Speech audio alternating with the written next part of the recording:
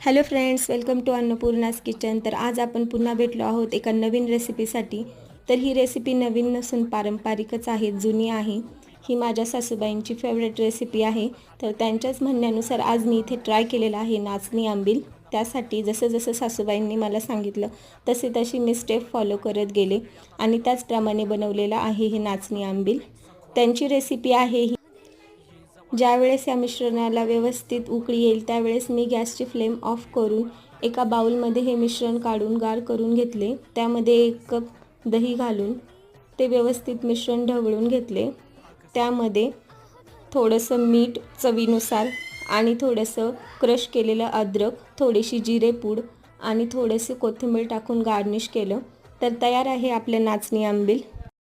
Recipe कशी वाटली नक्की सांगा आणि चॅनेलला सबस्क्राईब करायला विसरू नका।